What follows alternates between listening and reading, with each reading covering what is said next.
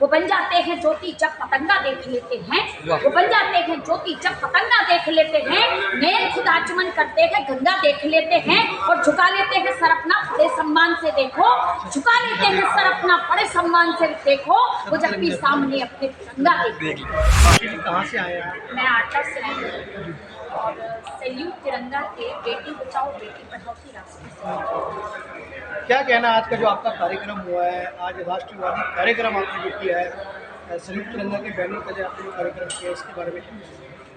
Salute तिरंगा तिरंगे को सैल्यूट करता है, सैल्यूट तिरंगा देश के नागरिकों को सैल्यूट करता है, और सैल्यूट तिरंगा देश के उन तमाम सैनिकों को सैल्यूट करता है जो अपने हाथ में तिरंगे को थामकर अपना सर्वस्व निछावर करते हैं।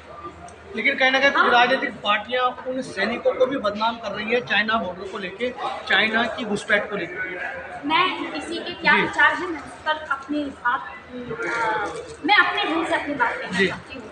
कोई रशिया और यूक्रेन के युद्ध की बात मैं आपको याद दिलाती हूँ, और वहाँ आप सबके जानकारी में है कि जिसके साथ भी हमारा पूज्य अमर तिरंगा था, उसको उन्होंने, वो चाहे किसी भी देश का था, उन्होंने ससम्मान जाने दिया। मैं चूंकि कवित्री हूँ तो मैं कविता के माध्यम से कहना चाहती हूँ कि वो बन जाते हैं ज्योति जब पतंगा देख लेते हैं, वो बन जाते हैं ज्योति जब पतंगा देख लेते हैं, नैन खुदा चमन करते हैं गंगा देख लेते हैं, और झुका लेते हैं सर अपना बड़े सम्मान से देखो, झुका लेते हैं सर अपना बड़े सम्मान से देखो, वो जब भी सामने अपने तिरंगा देखो। ऐसे पूज्य तिरंगे को प्रणाम करती हूँ। कौन क्या कहता है मुझे नहीं मालूम, लेकिन मैं ये जानती हूँ कि जो भी तिरंगे के साथ हैं, निश्चित रूप से माँ भारती का आशीर्वाद उसके साथ है, और हम तिरंगे के साथ हैं।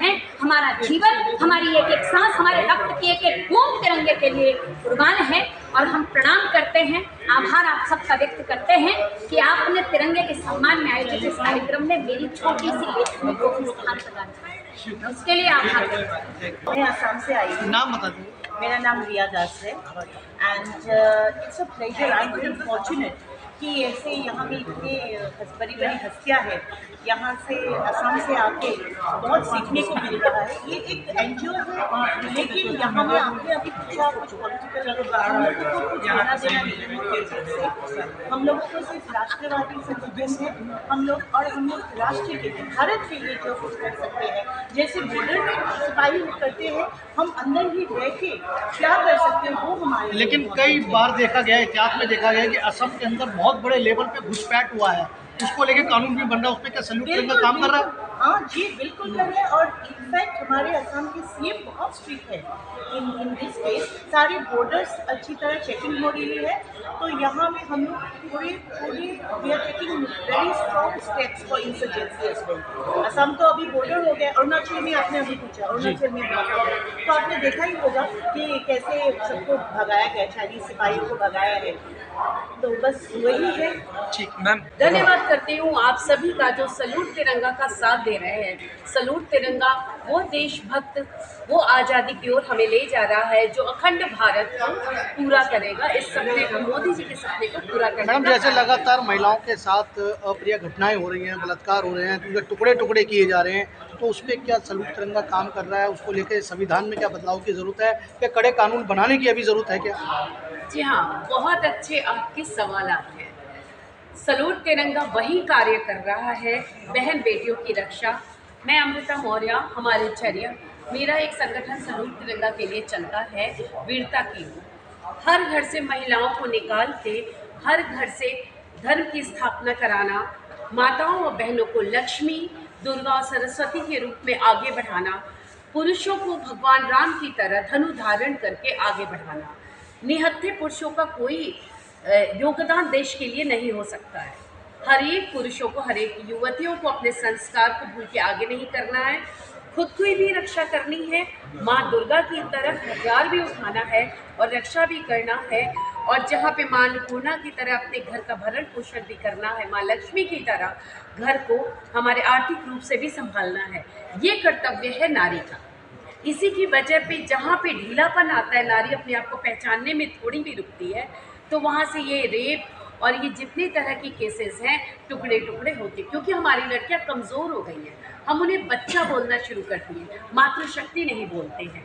ये हमारी कमजोरी है। ये हमारी संस्कृति पढ़ाई नहीं जा रही। ठीक प्रकार से? बिल्कुल सही आपने बोला है, हमारी संस्कृति पढ़ाई नहीं जा रही है ठीक प्रकार से। एजुकेशन सिस्टम में भी हमारे धर्म को ज़रूर पढ़ाना चाहिए, क्योंकि वीरता भरा हमारा धर्म है। वीरांगनाएं अद्भुत पैदा हुई है देश में।